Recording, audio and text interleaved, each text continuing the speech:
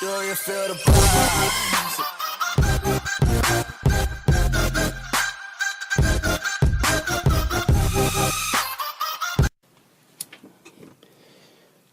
G'day guys, Mr. O here again with another episode of Omagic's Kitchen. Today I thought we would have a look at doing some lamb, and I've got here some lamb Valentines, or also known as lamb noisettes, depending on which butcher or where you get this from. This is a manufactured piece, like from the supermarket or whatever. I've got mine today from the Australian butcher's store down Hammond Road in Dandenong. Really, really good quality meat down there. So if you want to get a good piece of meat, certainly go down there. Give me a bit of a plug. That's fine. Otherwise, you can get these in your supermarket if they're making them, and I'll talk a bit more about that. So if we come back in, we'll notice that this piece of meat this cut of meat is a lamb leg. Okay, it's a leg of lamb where they have taken the bone out. They cut the bone out with a knife, pull the bone out. Then there's a big cavity of nothing, so we need to fill it up with something. So we filled that cavity up with some seasoning, which they've made for us, some stuffing seasoning stuff, and they put that in the hole, in the big leg. Then they put that over onto the saw, and now cut that through several times and make so many out of a leg. And that's what we've got here. So that's the cut through, and you can see the stuffing inside the leg cavity where the bone was. And this one's the same under the label. And that is a lamb Valentine. I think Valentine is the correct name for these. These guys have called them noisettes. Well, similar. Okay, we'll accept that. Okay. Now, the other thing is this is quite a big piece, big lamb leg, and from our butcher. I will say this. If you were to buy the same thing in Coles or maybe IGA, it wouldn't be as big a cut, so it's going to be a smaller piece. That is a lot of meat for one person, and the smaller ones are nice too. So I still would buy them, and they're still good. They're all good. Coles at the moment don't have this. They're not doing these at the moment, so they seem to be a bit seasonal. My butcher is doing them at the moment, which is half the reason we've got them from there today. So anyway, there'll be a nice cut from the butcher. Probably be better than Coles, because it's a quality butcher. So we're going to get these out. I've told you about the cut, okay?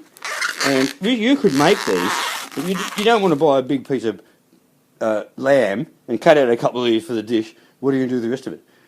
You buy them like this, done, okay? So we'll put our pan on, like that. We're using our trusty pan as we always do. I'll need a bit of oil, olive oil, of course.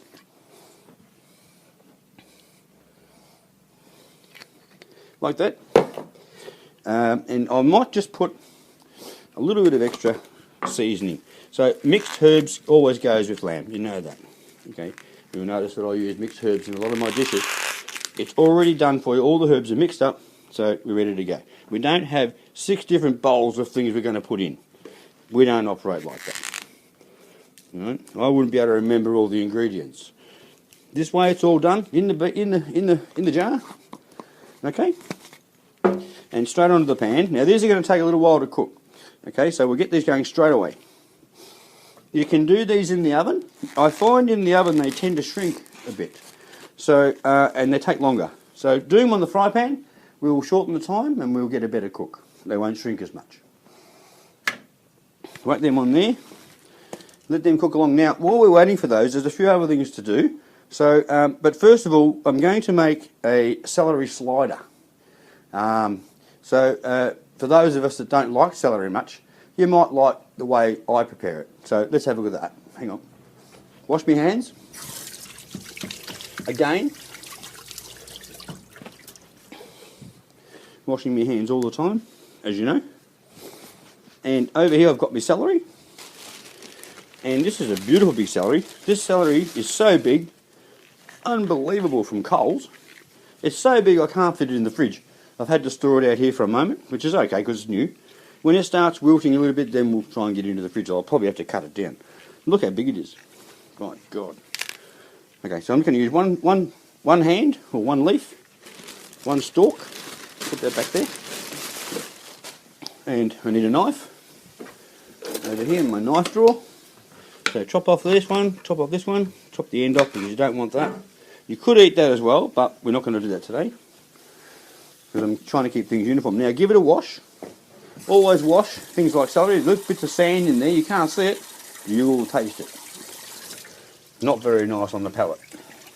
Same with your silver beet. Very important. And asparagus. Okay, wash. Now I need to dry it a little bit. So it's going to pat dry. You need to dry it a little. Okay? There's a reason why I had to dry that, because the next ingredient won't stick. This one, the good old cream cheese. This is Bega, okay? And this Bega company has taken over Kraft. It's the same stuff. This is the old Kraft cheese spread, the proper cheese spread. You can get the light one if you want, or this is the full, right? You know what our show's about, the full brew. And I'll say it again, I don't care how long you live for, I'm here to make the food taste good, okay? So we're going to use full fat, full salt, full everything.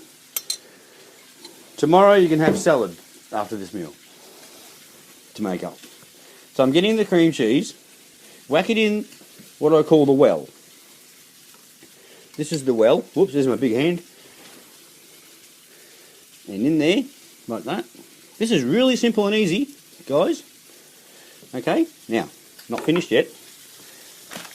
Top it off with a bit of real cheese, just some grated cheese. Any brand you like, just your standard, whatever you have. That looks pretty nice to me already. They're not finished yet. We need some pepper and salt. Now I'm going to use packet pepper and salt this time because a couple of things. We don't want big lumps of pepper. We don't want big lumps of salt from the grinders. Now notice that I'm putting my pepper on first. Here's another little tip. You put your pepper on and then it goes dark. So now you can see the white salt on top. So that means you know how much salt you're putting on. Okay? And we're ready to go. So what we'll do here, I think we'll make a couple of little sliders. We'll make 3. Like that. Okay guys, now that's ready to go. So there is my celery slider. That is really nice to eat. In fact, it's very, very nice. For someone, if you don't like celery, have a go at this. Turn that around. Now I've got to turn these chops over.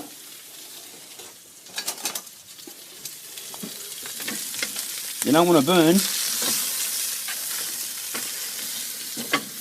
Turn them down a touch. Get on that, control the heat now. But a nice hot sear first, really hot, and then we'll turn it down a little. Now, I'm going to show you another little trick here.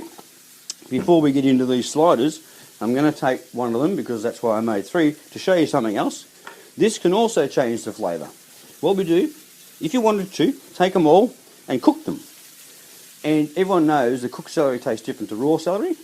So if you want to cook these, you need to take off a little bit off the bottom to make a flat surface, like this. See how I've taken that off? And that be wasted.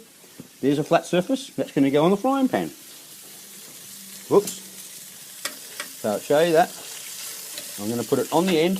I want it to cook slowly. Over there, on the flat. So you can see I've got it on the flat.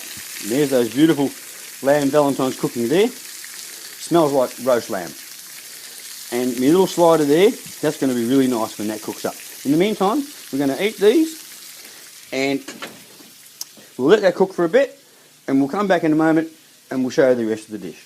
G'day guys, I just thought I'd mention, don't forget to check out Craig at Omagic Frogs and Insects on Hammond Road in Dandenong. See ya. Thanks Craig. Now back to cooking. Now we've got our lamb Valentines, as I'm calling them, over here. They're pretty much done, but these can sit for a long time. Remember, it's lamb. It's very hard to overcook lamb.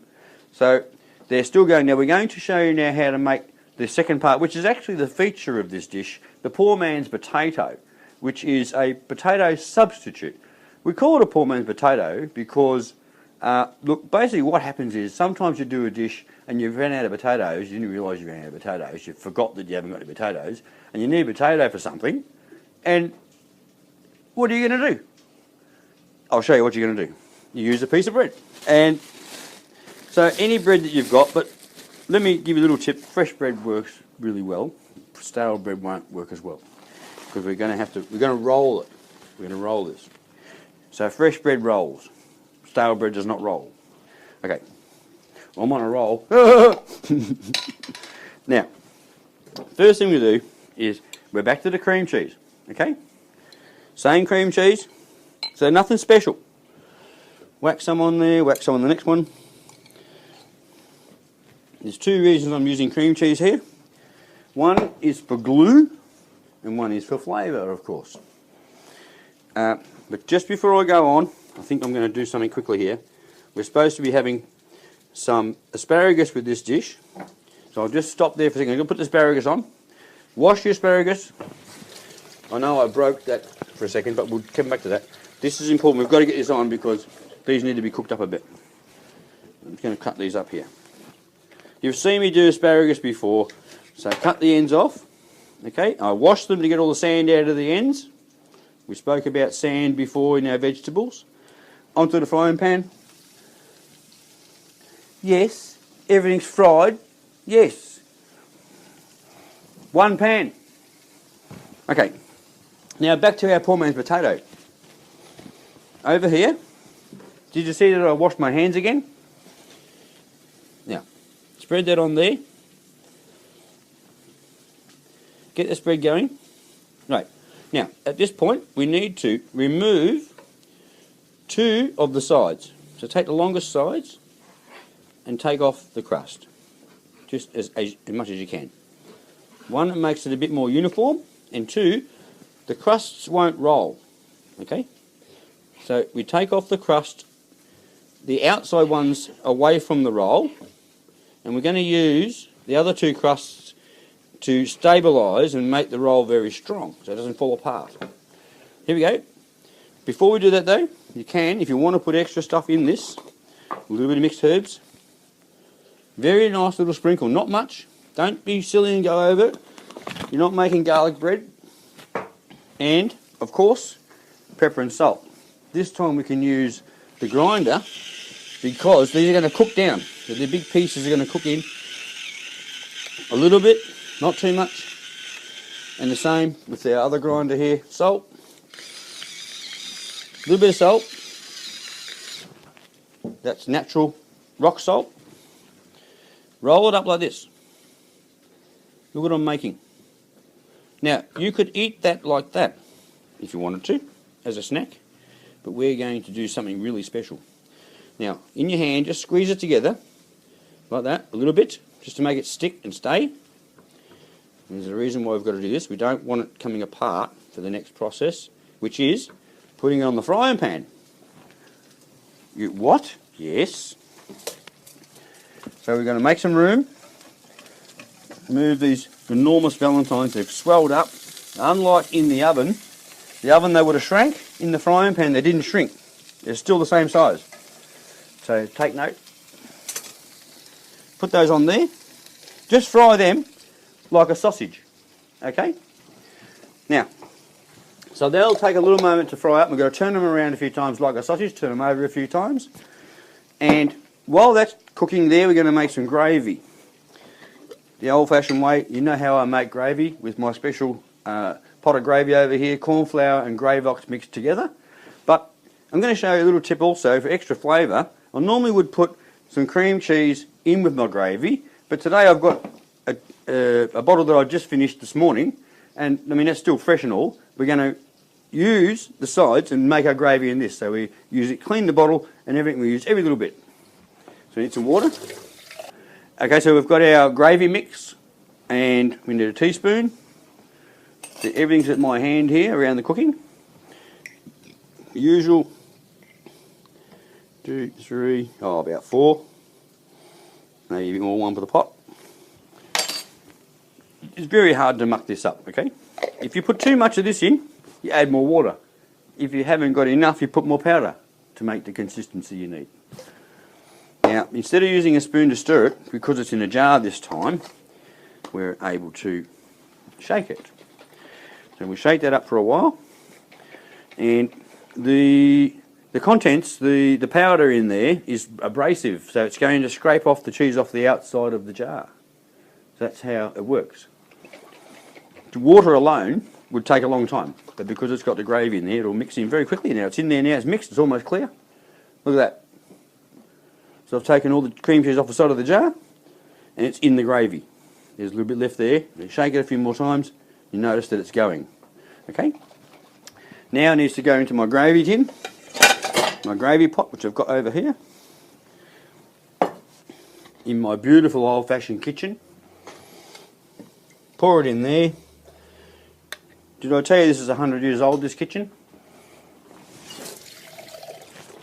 Viewers. And a bit more water. Now we'll get that going. So we need a wooden spoon over here. That one will do. And onto the burner. Turn that around. We'll start a new one. Turn on some gas.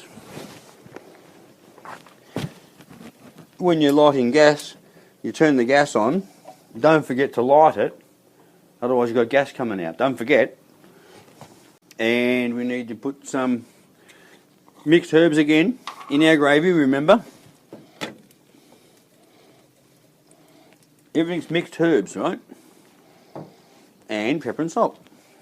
That's all I use. If you notice, it's all I use all the time. Make sure you get it in the pot, not all over the fireplace. Look what happens when you put it on the sit out. Oh, okay, right. Have some fun. The pepper doesn't light up much. There's not much pepper in here. It's empty. It's getting empty. All right. Okay, now, just to make sure, because I reckon that was empty, put a bit of pepper in there, a bit more pepper. You could put chilli or anything in here, but we're just going to have a standard gravy today. Because we've got so many flavours going on otherwise, I don't want to take the other flavours away with the gravy. Now, arrange some plates. Now we're going to present the dish, okay? It is all ready here. Tongs, bring it over. Now, remember our poor man's potatoes? Look at those. Okay, let's bring them off straight away. One poor man's potato and another poor man's potato. And some asparagus, like this. And now for the feature of the dish. Now, look at that. Bringing that out. That is brilliant. Very nice. That's a big piece of the stuffing. Swells up a little bit as well. Like that. I'll put that down that way. But look how the meat has not shrunk very much because we pan fried it. We didn't put it in the oven. Okay? And we're ready for our gravy. Now, it's a standard dish, not a big, there's not a lot of food here. This is not a big dish, it's a very, very nice dish. And there's a lot of meat there. Believe me, you'll be full. You won't get through this. Put some gravy on, just like that. Bit down there. Oh, look at that. How about that, guys?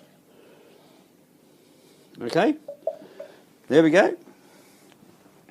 And that is my lamb Valentines with the poor man's potato and vegetables. There could be vegetables of your choice. We've used asparagus today. Very healthy, superfood in fact. If you don't have potatoes, make one. Thanks very much for watching, guys. Omagic's Kitchen. See you next time.